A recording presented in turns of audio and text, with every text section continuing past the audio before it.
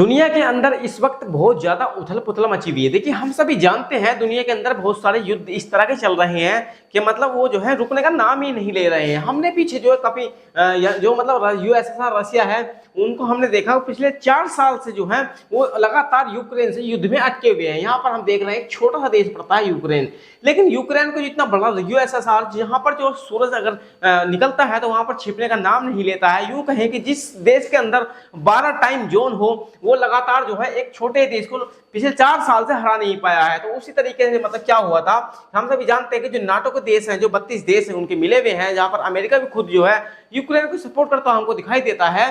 तो उसी के चलते जो है तमाम इन देशों से यूक्रेन को लगातार जो है मदद मिलती थी।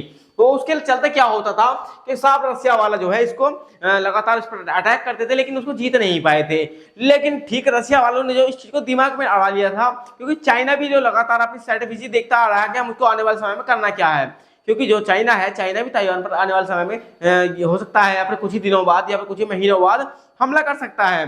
तो पहले वो क्या कर रहे थे कि पहले जो है वो अमेरिका को परख रहे हैं कि किस चाल से चलता है, किस नीति से चलता है, कौन कौन से इसके पास हथियार हैं, किस तरह के एयर डिफेंस सिस्टम उनको लगाने होंगे। तो तमाम जो है देखिए, जब भी प्रॉक्सी वॉर होती है तो उसमें जो डायरेक्ट कोई भी देश इन्वॉल्व, बड़ा देश नहीं होता है। वो क्या करते हैं, पहले जो है छोटे मोटे देशों को जो है उसकी ताकत आजमाने के लिए पहले जो है यूज करते हैं। जिस तरह से हम देख रहे हैं कि यानी कि अमेरिका ने जो यूएसएसआर को यूज किया है, यूक्रेन को यूज किया है। अमेरिका ने पहले जो सबसे पहला प्रतिद्वंदी मानता था वो रशिया को मानता था। तो अमेरिका ने जो है यहाँ पर यूक्रेन को उस्काया और उस्काने के बाद में जो है उसके साथ में जो वॉर में इसको झोंक दिया।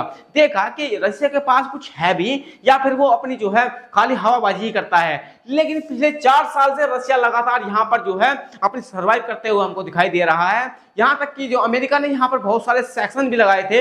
हम सभी जानते हैं कि लगभग दुनिया के अंदर 58 देश ऐसे हैं जो रशिया से किसी भी प्रकार का कोई भी ट्रेड डील नहीं करते हैं। लेकिन उसके बावजूद भी रशिया जो है लगातार सर्वाइव कर रहा है, युद्ध भी लड़ रहा है लगातार का। अगर हम माने तो देखिए लगभग वहां पर जो है करोड़ों अरबों का पर डे नुकसान होता है। चाहे वहां पर ड्रोन अटैक हो, मिसाइल अटैक हो, या यूक्रेन की तरफ से हो या रशिया की तरफ से हो, ये चलते ही रहते हैं। तो कुल मिलाकर के जो है लगातार 4 साल इतना बड़ा युद्ध लड़ना वो जो है रशिया को अपने आप में बहुत बड़ा देश प्रमाणित करता है कि हाँ वो जो सक्षम देश है। तो उसी के चलते जो है फिलहाल चाइना की और रशिया की प्रॉक्सी वॉर के चलते जो मतलब हम जानते हैं कि ईरान जो है अभी इनके अलगड़े में आ गया है।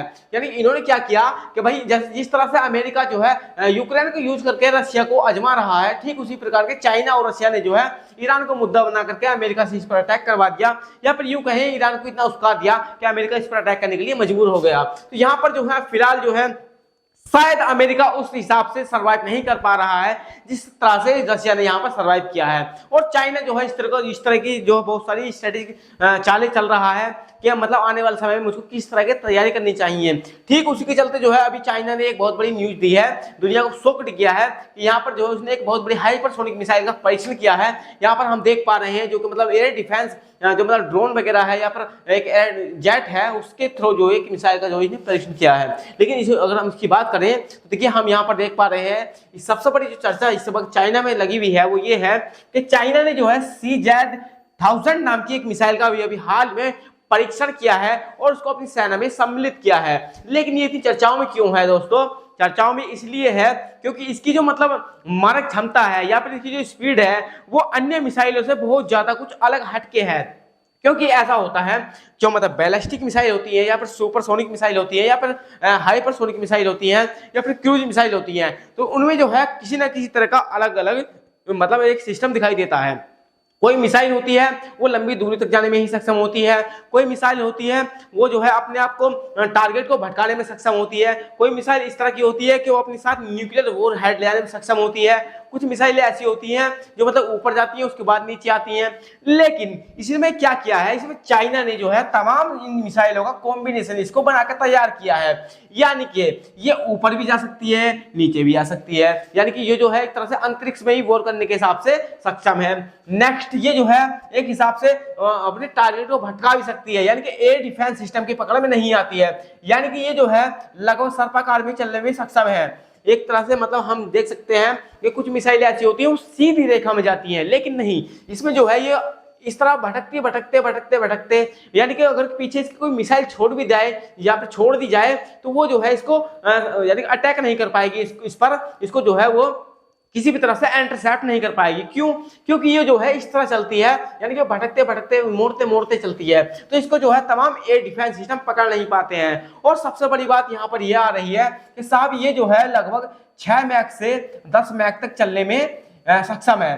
तो देखिए हम सभी जानते हैं जो मतलब आवाज की गति होती है वो 1250 किलोमीटर के हिसाब से चलती है, यानी कि 1250 किलोमीटर के पर सेकंड के हिसाब से जो मतलब कोई चीज सरवाइव कर रही हो उसको हम जो है 1 मैक बोलते हैं। लेकिन वहीं जो स्टार्टिंग होती है इसकी वो 6 मैक से होती है।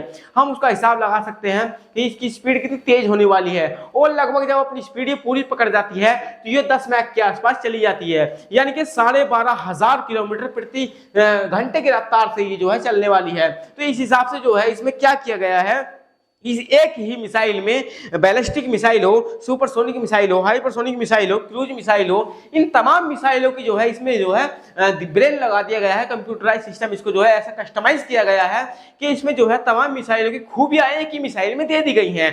तो इसलिए जो है ये बहुत ज्यादा चर्चाओं में है।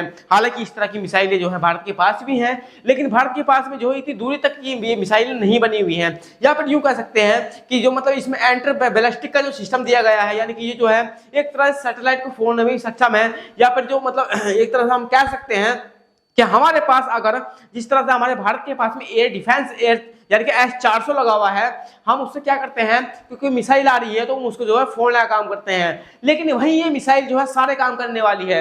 ये मिसाइल जो है आपका एयर डिफेंस का भी काम करने वाली है। ये मिसाइल आपका परमाणु बम ले जाने में सक्षम भी है।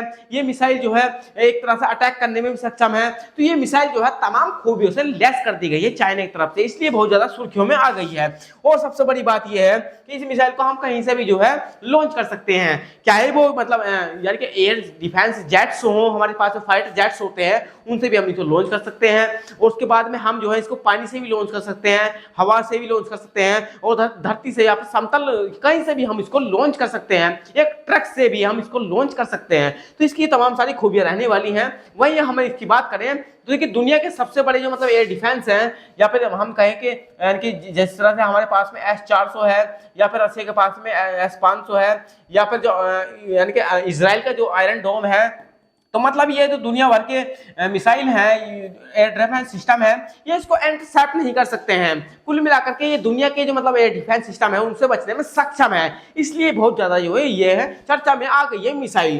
देखिए इस तरह की मिसाइल अभी तक ये चर्चा बनी हुई है कि इस तरह की जो मिसाइल है वो अमेरिका के पास भी नहीं है। हालांकि अमेरिका को अगर इस तरह के बहुत सारे कारनामे करने होंगे तो उसको अलग अलग जो है अपना एयर डिफेंस चालू करना होगा, अपनी एंटर बैलिस्टिक मिसाइल चालू करनी होगी, अपनी सुपरसोनिक मिसाइल चालू करनी होगी। लेकिन चाइना जो है अब एक ही मिसाइल से तमाम सारे काम करने वाला है।